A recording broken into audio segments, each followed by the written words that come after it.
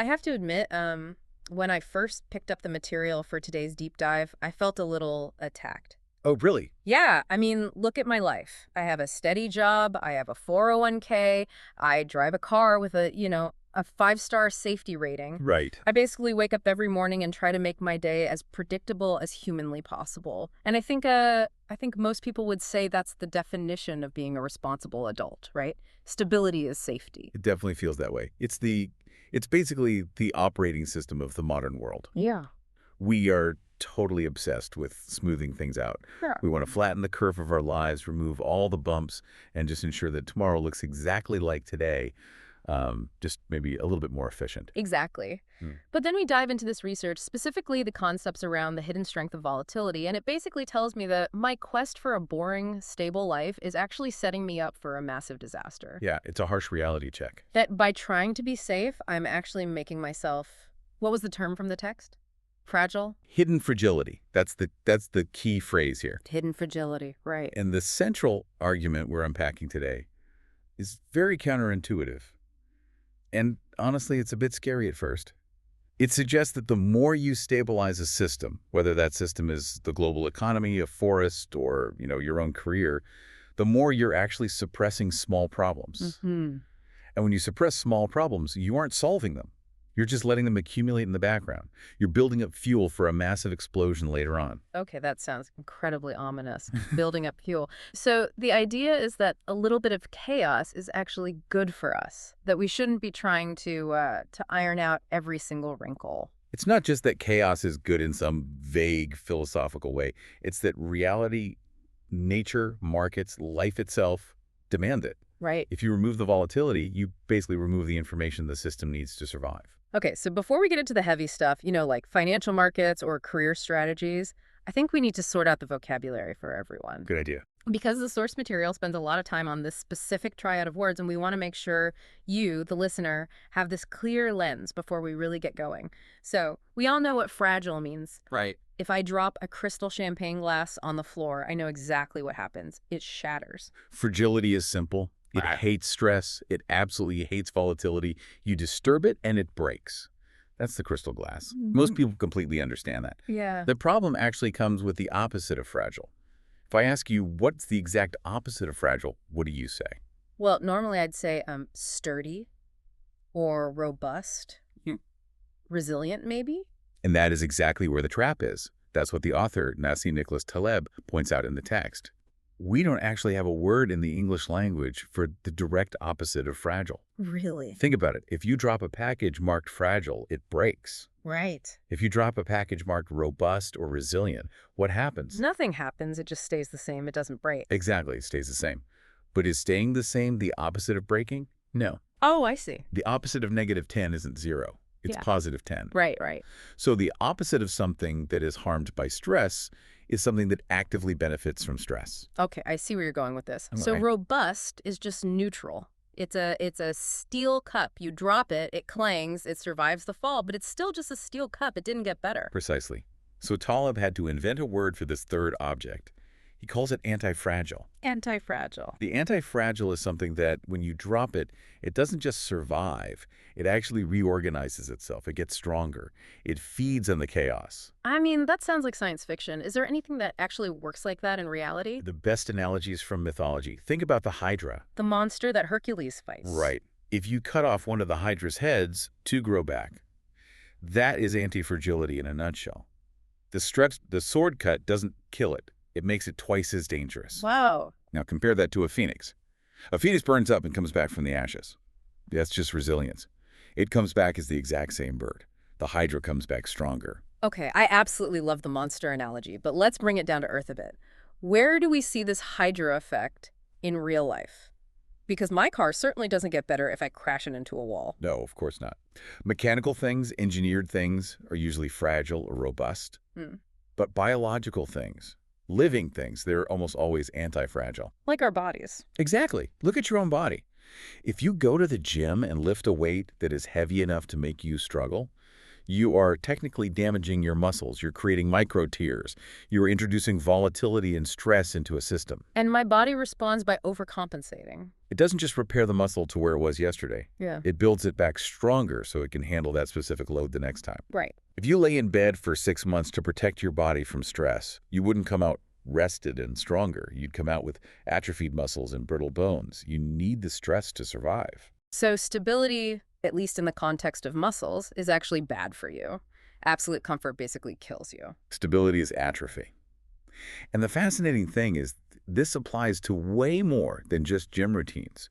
This is where we get to the really big idea in the source material, the one that explains why financial crashes and massive forest fires happen. Ooh, the turkey problem. The turkey problem. I feel like this is going to be a very bad day for the turkey. It is a terrible day for the turkey. Imagine you are a turkey living on a farm. Every single day, the farmer comes out and feeds you. Okay. From your perspective, as the turkey, the farmer is your best friend. He's the ultimate source of your stability.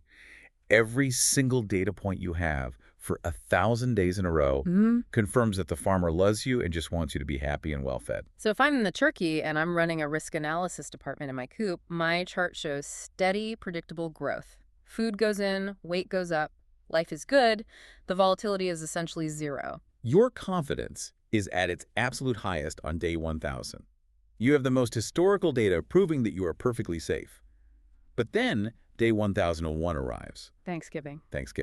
The volatility hits all at once. The safety you felt was a complete illusion. In fact, the lack of volatility was a warning sign, not a comfort.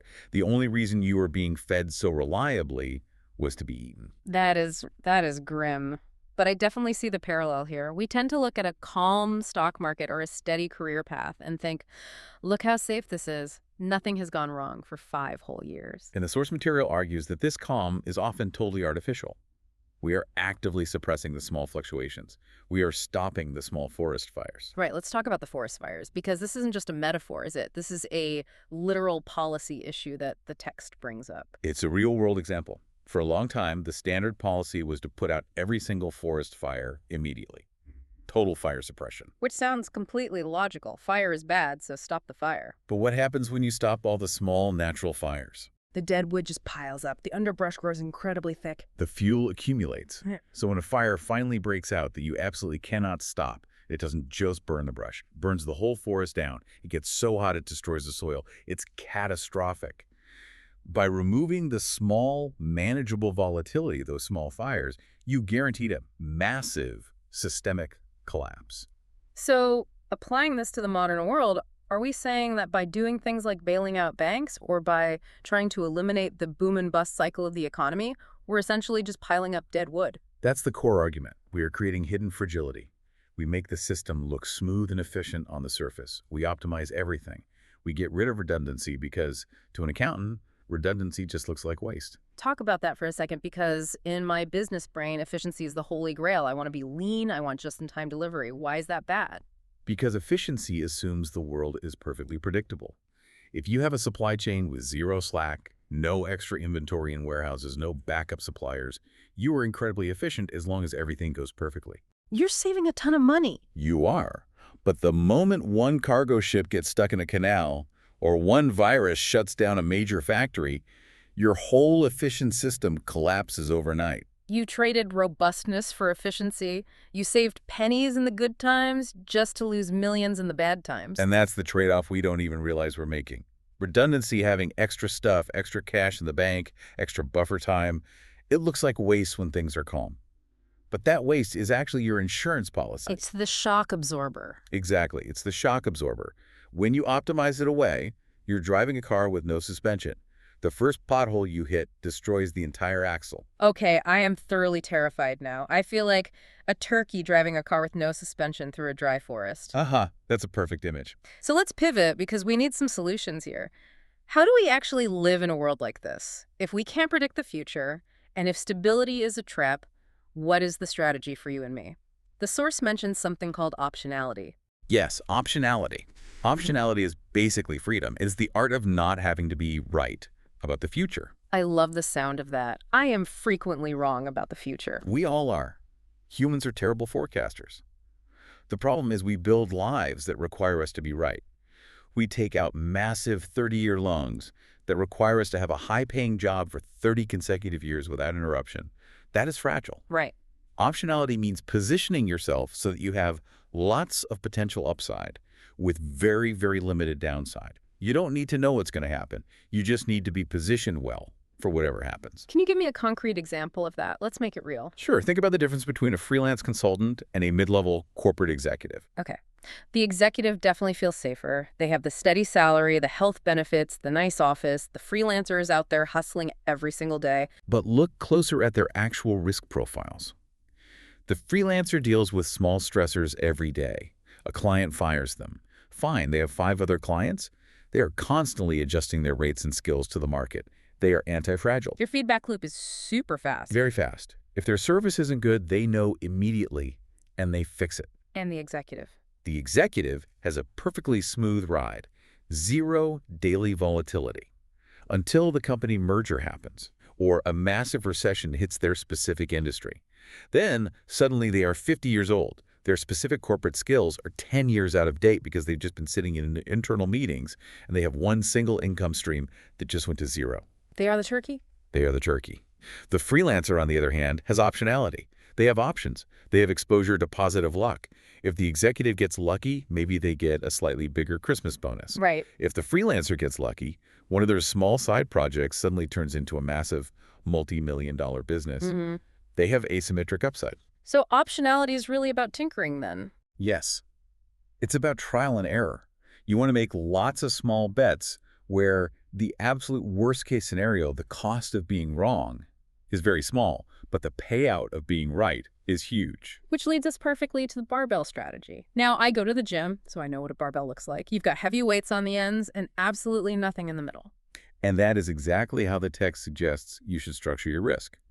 The middle is the danger zone. Wait, really? Because I've always been told my whole life that the middle is good, moderate risk, a balanced portfolio, everything in moderation. You're telling me the middle is a trap? The middle is usually where you get the worst of both worlds. Yeah. You have enough risks to get wiped out completely, but not enough potential upside to get rich or create real security. It's hidden fragility again. Give me a real-world example of a barbell life. What does that look like for a regular person? Okay, let's look at a career path. A barbell strategy would be keeping your incredibly boring, perfectly safe day job. Say, working at the post office or in a government archive. That's one side of the barbell. Extreme safety, it covers your rent, it gives you health insurance, you absolutely cannot starve. And the other side? You take your free time and your mental energy and you put it into something extremely high risk and high reward. You write a novel, you start a rock band, you angel invest tiny amounts of money in crazy tech startups. So you're not dabbling in the middle. You aren't quitting your perfectly good job to become a moderate risk consultant. You are totally boring by day and wild by night. Exactly. Look at history. Franz Kafka worked at an insurance institute for workers' accidents. Albert Einstein worked at the Swiss Patent Office. Wow, I didn't think about that. They had total safety on one side, which gave them the psychological freedom to take massive intellectual risks on the other. If Einstein's physics theories were completely wrong, he still had a paycheck on Friday. He wasn't fragile. That makes so much sense, but it requires a lot of ego suppression, doesn't it? Because you have to be willing to look boring to your neighbors on one side, and you have to be willing to look foolish when your crazy projects fail on the other. And you have to be willing to fail on that risky side constantly. This is a huge cultural barrier for us. Modern culture hates failure. We completely stigmatize it. But if you want to be anti-fragile, you actually have to love small failures. Because small failures are just information? Yes. Every single time you try a small project and it fails, you learn something new about the market or about yourself. You paid a very small price for a highly valuable lesson. That is the system upgrading itself. Right. If you are terrified of looking stupid, you never take those small risks. You completely cut off your optionality. You just sit in your cubicle, optimizing your spreadsheets, and basically waiting for the turkey moment. It's funny, we treat volatility in our culture like it's dirty, like it's a sign of incompetence. If a politician changes their mind based on new data, we call it a flip-flop and act like it's a scandal. Yeah. If a company has one bad quarter because they tried something new, Wall Street panics. But this source is saying that without that noise, without those little failures, we are essentially flying blind. We are mistaking the map for the territory. We desperately want the map to be clean and have nice straight lines. But the territory, actual reality, is messy and jagged and unpredictable. When you try to force the territory to look like the clean map, you eventually break reality. So if I want to apply this to my life tomorrow, and I want the listener to really think about this too, it's not about quitting your job tomorrow and moving to a cabin in the woods to become a survivalist. No, absolutely not. Yeah. It's just trading one extreme for another. It's about looking at the architecture of your life and honestly asking yourself, where am I fragile? Where do I have a single point of failure? Like, do I have only one client, only one Uh, specialized skill, only one income stream? Right. And then once you identify those fragile points, don't try to fix it by planning out the next 5 years perfectly. You can't. Fix it by adding You're just options, tinkering. tinkering. Learn a weird new skill that has nothing to do with your job. Go to networking events outside your industry. Start a tiny side project with zero expectation of profit just to see what happens. You're basically building your own personal Hydra heads. Exactly. You are moving from a closed system that requires you to be extremely lucky just to survive to an open system that naturally benefits from luck whenever it finally arrives. That is a really powerful shift in perspective. It completely changes how you look at stress in your daily life. It does. Instead of waking up and thinking, oh no, a problem, this is going to ruin my week, you shift to thinking, okay, this is data, this is a stressor. How do I use this to reorganize and get stronger? It fundamentally changes your relationship with the unknown. Look, the future is going to be volatile. That is the one single thing we can actually guarantee. Mm. Technology, global politics, the climate, everything is getting more chaotic and interconnected, not less. So stop building massive concrete walls trying to keep the wind out. Build windmills, catch Mm. the energy. I love that. Build windmills. It reminds me of that final thought from the source material, which I want to bring up as we wrap up. It really stuck with me because the author phrases it as a question to the reader, not just a statement of fact. It's the ultimate test of all these concepts, isn't it? It really is. The question is this: when disorder arrives, as it always does, will we break, remain unchanged, or discover that we were strengthened by the very stress we tried to avoid? It's profound because most of us are just busy trying to remain unchanged. We just want to hunker down and survive the storm. But the goal shouldn't be to just survive the wind. The goal should be to be the fire that feeds on the wind. The fire that feeds on the wind, that is a much, much better image than the turkey on the farm. Haha, much better. Listen, this has been a serious wake-up call for me. I'm going to Yeah, go home and take a hard look at my supposedly stable life and see where all the hidden cracks are. it's a slightly terrifying exercise the first time you do it, but I promise you, it's better than the alternative. Absolutely. Thanks for walking us through the chaos and making sense of it. Anytime. It was a great conversation. And to everyone listening, don't fear the shakeup. Take a look at your own systems. That little bit of chaos might be exactly what you need to grow that next head. We'll see you in the next deep dive.